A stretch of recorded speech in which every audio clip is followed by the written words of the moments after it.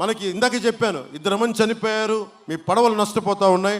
దానికి భవిష్యత్తులో అవి జరగకుండా వచ్చిన వెంటనే వాటికి పరిష్కార మార్గం కొనుక్కొని, నేను గెలిచిన తర్వాత అసెంబ్లీకి వెళ్ళి నేను గవర్నర్ దగ్గర మనకి ప్రతిజ్ఞ చేసిన తర్వాత వచ్చి మొట్టమొదటి వచ్చేది ఉప్పాడికి వచ్చి మన సమస్యకి నేనే ఫీల్డ్ విజిట్ చేస్తాను.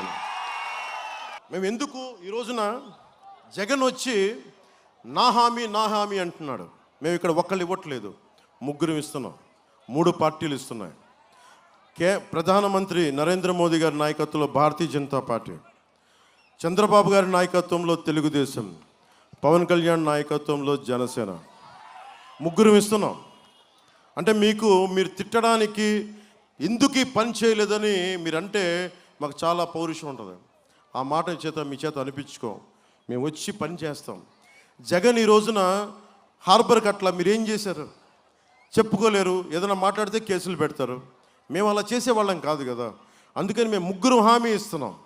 రేపు పొద్దున ఇంకో 2 రోజుల తర్వాత రిలీజ్ అయ్యే ఉమ్మడి మేనిఫెస్టో మీకు తెలియజేస్తుంది. ఈ లోపుగా ఏం చేయబోతున్నాం అని మీకు కొద్దిగా తెలియజేసుకుంటాను. మనకి మన జనసేన, భారతీయ జనతా పార్టీ, టీడీపీ మా ఉమ్మడి లక్ష్యం ప్రతి చేతికి పని.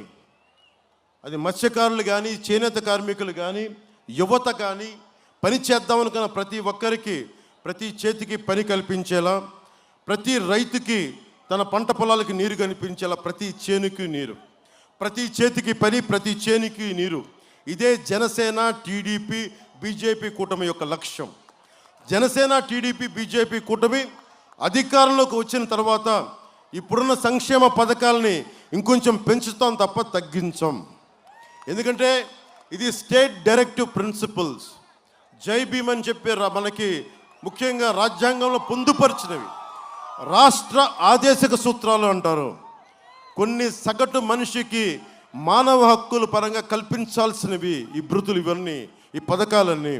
అందుకని జగన్ వచ్చి నేను ఇస్తున్నా అంటే జగన్ తాత ముల్లిగాడి సొమ్ముగాడి ఇవ్వట్లా. అది మనందరి కష్టం. అది జగన్ ముళ్ళు ఇస్తే మనం అర్థం చేసుకోవాలి. అది మనందరి ఉమ్మడి సంపద. ఏదో ఇచ్చి బటన్ నొక్కుతా అంటే జగన్ నువ్వు నొక్కని బటను ఉప్పాడ ఫిషింగ్ హార్బర్, ఎక్కువ మాట్లాడకు నువ్వు. మీరు జై భీమ్ అని చెప్తున్నారు. ముఖ్యంగా నా ఎస్సీ సోదరులకు చెప్తున్నా, 27 పథకాలు తీసేశారమ్మా ఆయన.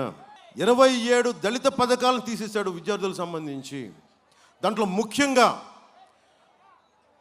అంబేద్కర్ విదేశ విద్యా పథకం తీసేశాడు.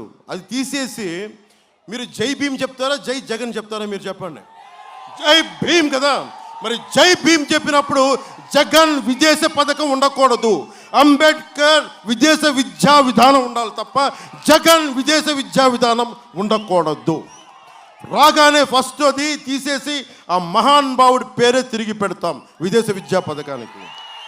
అలాగే ఎస్సీకి సంబంధించి BC, SC, ST sub plan funds అన్నీ రకరకాల పథకాలకు మళ్ళించి మీకు ఖర్చు పెట్టామని చెప్తున్నాడు. మేము రాగానే ఒకే నిర్ణయం తీసుకున్నాం. ఎస్సీ, ఎస్టీ సబ్ ప్లాన్స్ కానీ, బీసీ సబ్ ప్లాన్స్ కానీ మీ కులాల కోసం అయితే ఉద్దేశింపబడిందో వాటన్నిటినీ సంపూర్ణంగా మీకే జరిగేలా చేస్తాం. ఈరోజున ఎన్నికల్లో హామీ ఇస్తున్నాం. మీకు తెలుసు నా సంగతి, వైసీపీ వ్యతిరేక ఓటు చేయాలని ఇవ్వనంటే దాని పర్యవసానం ఈరోజు ఇక్కడ నిలబడి ఉన్నాం. అందుకే చెప్తున్నా, ఈరోజు నేను మీ అందరి తరపున అడుగుతున్నా, ఎన్నికల్లో హామీ ఇచ్చిన ప్రతి కార్యక్రమం అమలయ్యే విధంగా చూసే బాధ్యత పవన్ కళ్యాణ్ జనసేనది.